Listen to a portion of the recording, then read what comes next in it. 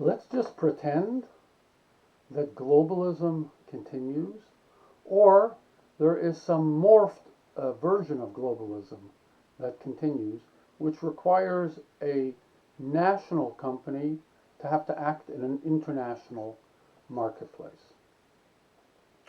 So the question that we have is, what do we do? When we go to Rome, as they say, do we act as the Romans? Do we act as we would at home? Or do we kind of find some middle ground to act on? These are really critical questions, because when you want to expand your business to an ethical, to an international marketplace, since ethics is such a core of your cultural ethic, your cultural atmosphere and environment in the company, how you deal with these ethics is going to be critical. For example, if you have a company where the corporate culture values the efforts of men and women equally, there is no distinction, and suddenly you move into a culture where women are not even permitted to go to work, how do you accommodate the cultural shift, the ethical shift? What do you do with that? So that provides a tremendous challenge, because it diminishes the environment that you may have tried to work on for years at home, because you've just demonstrated that if you move into this other marketplace, you're prepared to compromise, and really those values don't mean anything at all. So, big issue. When you examine the options that I just presented to you, the first option is kind of like an ethical imperialism, where you come into the country and you say, look, it's our way or it's the highway. If you want us in this country, then we've got to be able to act and to behave and to operate ethically exactly the same way that we do at home, because that makes it consistent. And we can't have that inconsistency. And that's what conquering armies did. You know, when the Romans invaded a country, they didn't operate according to the rules of that country. They operated to the Roman rules. That's how it worked. The British conquered various countries. They put in the British code of law. France, the French code of law. Wherever countries have conquered and come in to operate, that's what they have done. And we call that ethical imperialism. And it means that we bring our cultural values with us. Now, it has a very interesting aspect. On the one hand, who's to say that our values are better than the values of the country that we're going into? On the other hand, who's to say that our values aren't better than the country that we're going into? And so this makes a lot of sense. I don't have an easy answer to that question, but I do believe that if your values are based on doing the least amount of harm to other human beings, then your values are worth bringing to any other country in the world, because ultimately the people of that country will be treated in exactly the same way. So I think that hopefully your values and ethics are designed to do no harm, but if they're not, then I can understand you might have a conflict here.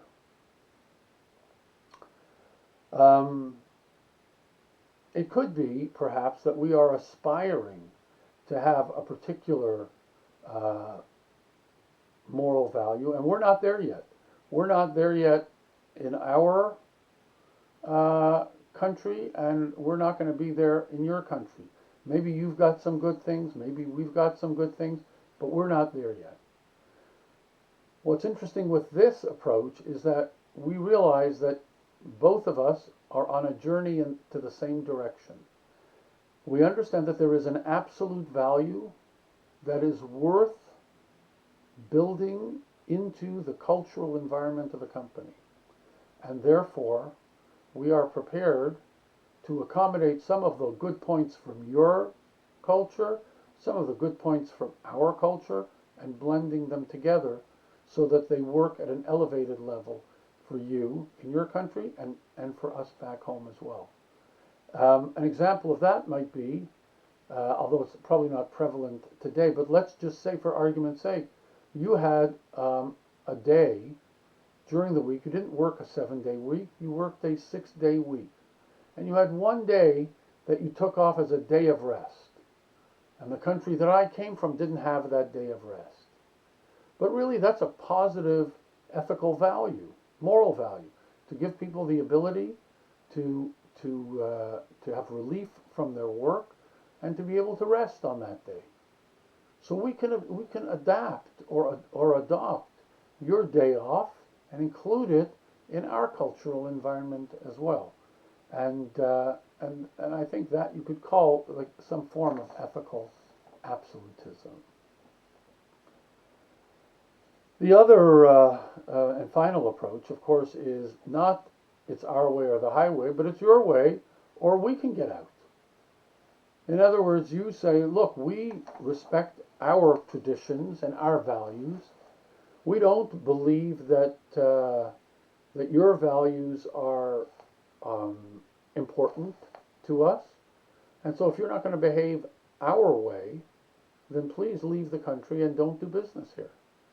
So in the example that I gave in the other video, where a company called Unicol had gone into a third world country to extract the gas, and that country said to them, use our military, they'll protect the pipeline, and on the side, they'll recruit all the slave workers in order to build the pipeline for you. And you agreed, because otherwise the contract to build the pipeline was going to go to somebody else, and you wanted the oil. So that we would call ethical relativism, where essentially, there again, we don't have any ethical values. It's like whatever is blowing in the wind today. So right now we have a big issue, for example, that it is claimed that in certain parts of China there are these people called the Uyghurs, and they are being forced into slave camps to build and make products. Now, the Chinese government denies that that's happening. The American government says it is happening. I don't know if it is or it isn't, but the bottom line is that's the claim. And the products that they're making are, of course, showing up in Amazon and Walmart and in all the different outlets that are in America. So that's ethical relativism, where we will bow to their ethical values. Is that something that we want? So I would suggest it may not be something that we want, because Western culture has fought so hard to try to build what we consider to be a level playing field for all people, regardless of color of skin, regardless of religion, regardless of belief system. Doesn't make a difference. We're trying to kind of make it level. Now, may not be succeeding. That's okay, as long as you're working on it. But here we see that the big question is, how important is your level playing field if you're willing to go there and buy those products just so you can save a few bucks? So I'm not going to answer that question, but that's the issue that I think that we're confronting here. So how do we deal with this? How do we deal with this whole international thing? Because you have very strong arguments for the fact that local customs are important. And you have very strong arguments for the fact that our values are significant and important to us. And we've got to find some way to blend the two together. So I think that there is no perfect answer to this question, but I will try to give you a strategy. There has got to be a minimum bar below which your values are not permitted to sink. So you may have on your bar, your minimal values may be that we treat all genders equally. So whether you're male, female, anything else you want to identify as far as the company is concerned, that makes no difference and has no impact in the ability to work here and to be successful here. That's a baseline for us. Now we go into a culture, and it's possible that this is going to be a challenge. So if that's a baseline for us, we have to be able to say we are not going into that marketplace. Not because we don't want to do the additional business, but because we believe that this value is important. And so rather than compromise the value, in this particular instance, we'll forego the opportunity to move into that marketplace.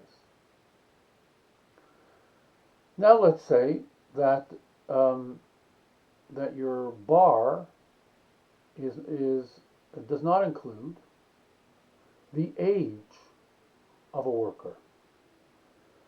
So certainly in America and Canada, you wouldn't hire someone that was 5 years old to work in your factory, because we would consider that far too young.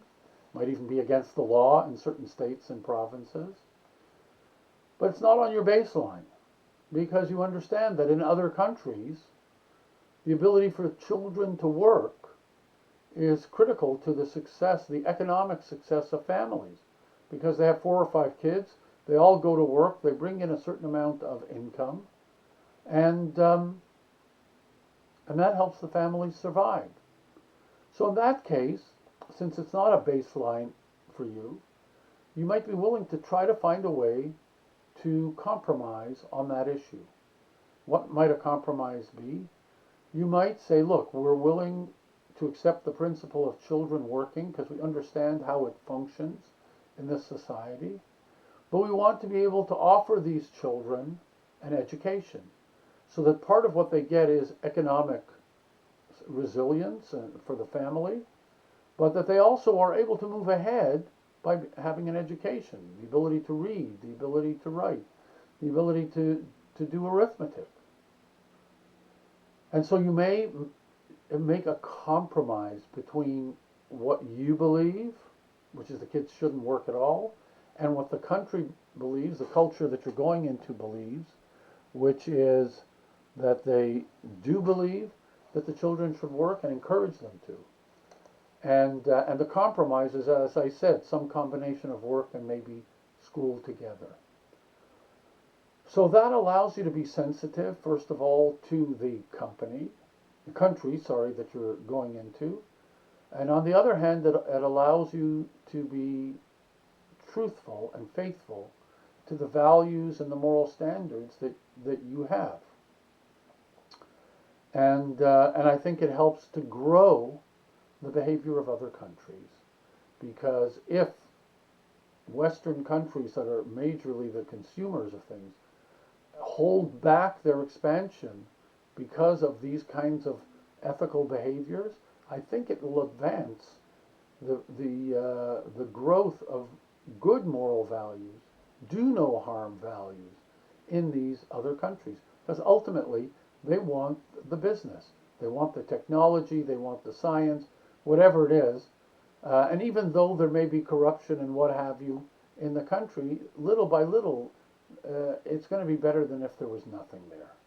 So that's what I would suggest might happen if you have this kind of a compromise and baseline, some minimalist kind of approach.